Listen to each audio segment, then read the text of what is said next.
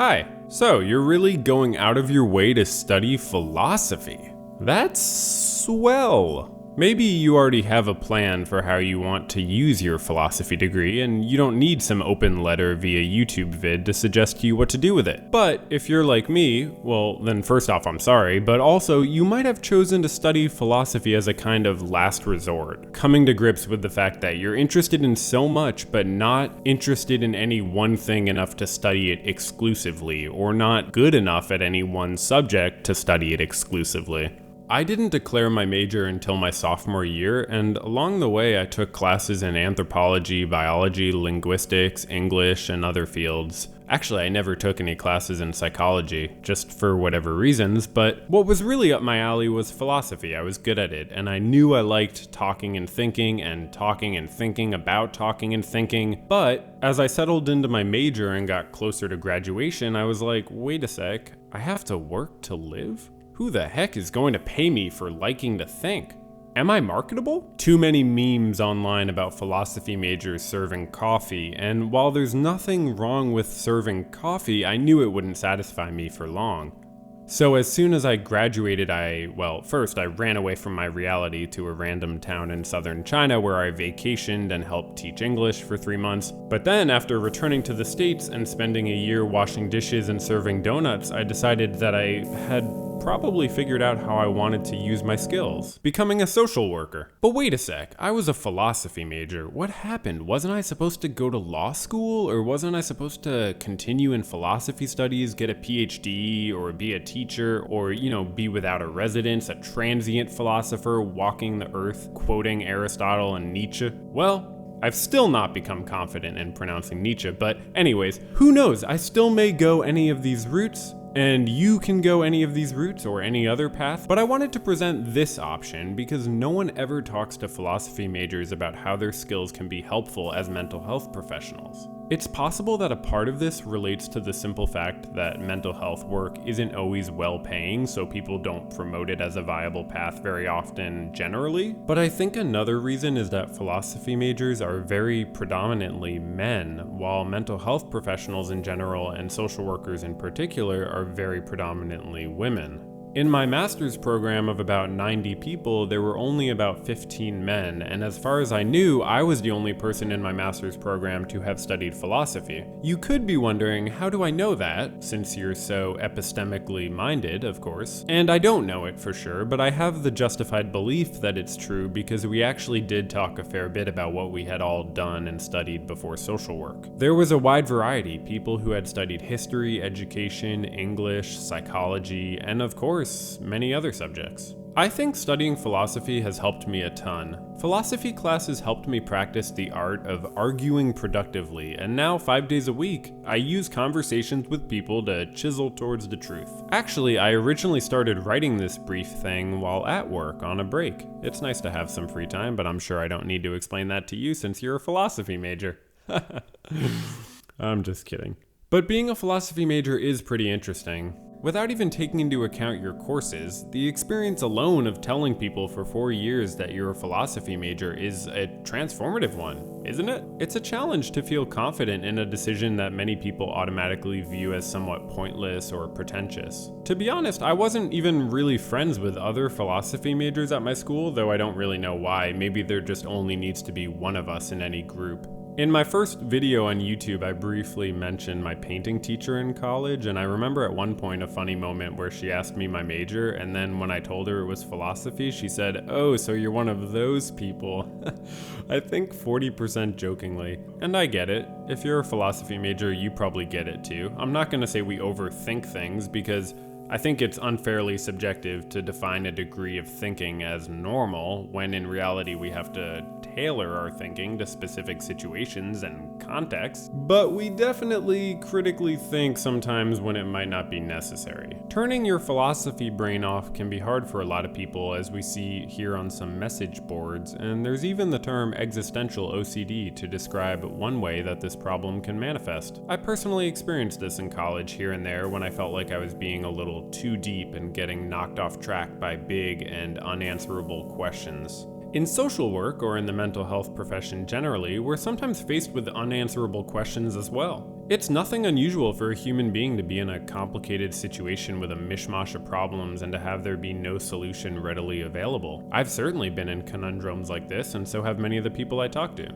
Sometimes we can't just solve our problems, and ultimately something's gotta give for a solution to appear. If someone has problems in their work, at home, in romance, in their physical health, and in their thought habits and core beliefs, tell me, what is the answer? Oh gosh, am I sometimes jealous of people with certainty who think they have the answer, but of course complex problems require complex solutions. My job as a therapist is helping people talk and think through their problems so they can find the best answers. In college, I wrote one of my big and really hard philosophy papers on mental causation. The question of whether the mind can cause things, whether our thoughts cause our actions, or whether it's really just behaviors of things in our brain and body creating the phenomena of intentions and beliefs and so on that we think are causing what we do. Now that's a pretty freaking hard question. After more than 13,000 words, the Stanford Encyclopedia of Philosophy article on mental causation ends by inviting the reader to get involved in the discourse, saying, "To the extent that you regard the current state of play as unsatisfying, however, it is perhaps a question worth pursuing." I would use the same invitation to anyone who regards the current state of play in the world of mental health to be unsatisfying. And I don't just mean the state of play in the mental health profession, but the state of play in people's mental health generally. I defined mental health in my last video as the ability to think and feel how you want and need to for your life. But in that video, I was specifically talking about being able to think and feel the difference between wants and needs. But in this video, in relation to the topic at hand, I want to add to that definition that part of mental health is about taking responsibility for what you did and do, and very importantly, not taking responsibility for what you didn't do and aren't doing. That's one aspect of mental health that I found most lacking as I looked around the world during and after college. People tend to take responsibility for all the wrong things and to not take responsibility where maybe they should. It's healing when you realize that you aren't the cause of a problem, and it's also very healing when you realize you are. I'm not biased in this regard as a therapist. I just want to help people figure out what's true because I believe the truth is healing. Philosophy as a word comes from root words meaning lover of wisdom, and I think wisdom is all about being able to balance different truths in our minds and understand our world. If someone can be more connected with their reality by perceiving it more accurately, then they will be better adapted, and I think ultimately healthier, more fulfilled, and maybe even happier, who knows. I wanted to hop in the ring and help people fight it out with themselves and figure out what the heck is going on right now in this world thing. And this is where the wonderful Socratic method has served me so well in my work. I sometimes feel like I help people sort of give birth to their own truths, similar to how Socrates referred to himself as a midwife to others attaining self-knowledge. Oh no, wait a second, what is this? So I went to go look this up to recall what Platonic dialogue it was in, and apparently there's significant debate over this. And apparently Plato made it clear that Socrates actually didn't consider himself a midwife, and his mom was a midwife. I'm going to take a brief detour for a sec because I actually found this kind of fascinating. I've thought since college that Socrates considered himself a midwife, or at least that Plato did, and I've said this to multiple people. But apparently neither are true, and it's just an image that grips us because it feels true that he's like a midwife and that giving birth to ideas is like giving birth to a child. It may be a beautiful image to think about conceiving an idea and giving birth to it, but as this one article points out, the idea of Socrates being a midwife has two main problems. First, Socrates' most important task, and one that has no analog in ordinary midwifery, is that of testing whether the thought product he has delivered is genuine and true or a false counterfeit. Right, so we don't often have midwives checking to see if the baby's true or false, do we? And secondly, if producing self-knowledge is like giving birth, then who conceived the child? I think these 2 points are related to each other because Socrates' role as helping to determine if an idea is true or false is directly related to the risk that it's actually his idea that's being birthed through the person he's talking to and not theirs. In a nutshell, how do we know this is conception and not inception?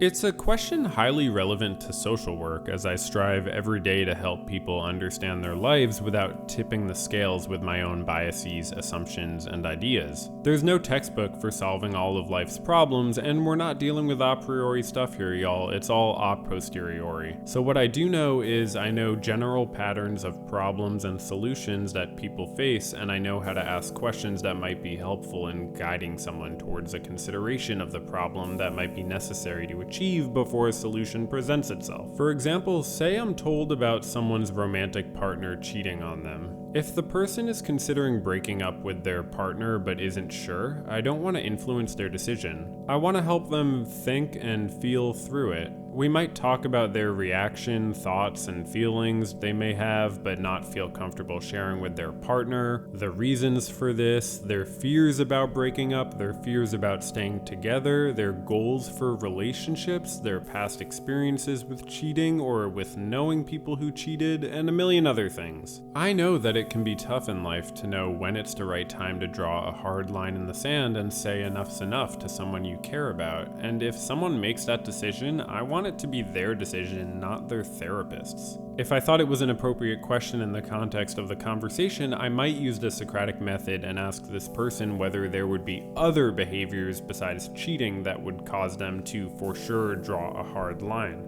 I could imagine someone responding that if their partner physically hurt them or emotionally abused them, then they would consider that the line in the sand. Or if the cheating was multiple times, or if they lied about it, or if it was with a friend, or if it was with their ex, or anything like that, because all of these factors would constitute a different reality and would change the decision. It's easy with my training in philosophy to see even such a gritty human problem like this through the philosophical lens, and I think it's helpful. For example, the Ship of Theseus thought experiment asks when a ship would become a different ship if you replaced it plank by plank. My interest in paradoxes like this is part of what drew me to philosophy, and I don't think it's so different to wonder, is my relationship ruined because of one thing that's happened? In the metaphysics of identity, people abstractly discuss the same topics that individuals deal with on a daily basis in more concrete terms. For another example, from philosophy we have the idea of primary and secondary characteristics, and this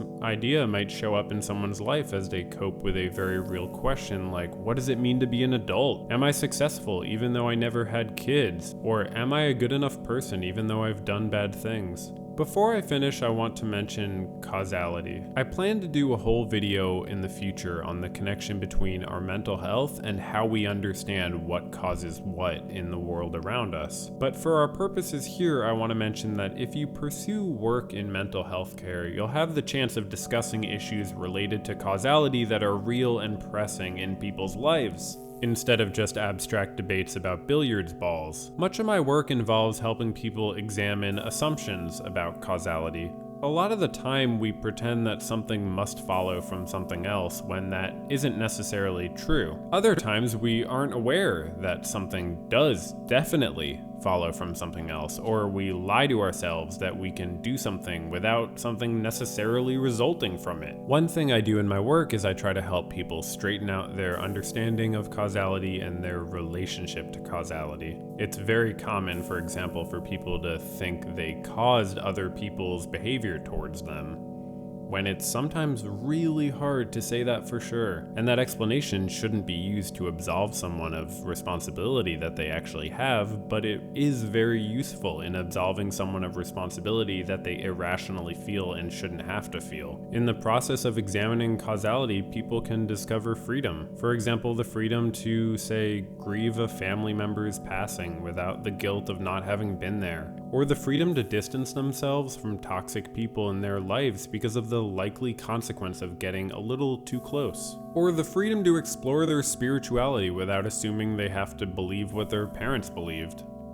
Even in just listening non-judgmentally to someone's description of their own life, I can challenge the assumption that they will be judged. As a philosophy major, I encourage you to challenge the common assumptions of what can and cannot be done with a bachelor's in philosophy. If you don't go the path I've gone, I hope you find a way to use your skills that feels fulfilling. If you've already graduated and got a philosophy degree and have already found a path that's maybe somewhat unusual, please feel free to let me know in the comments. And for any current philosophy majors watching, keep doing what you're doing. You're improving your relationship with truth and consequences. And of course, you're also just messing around because that's what college is good for too. All right, thanks.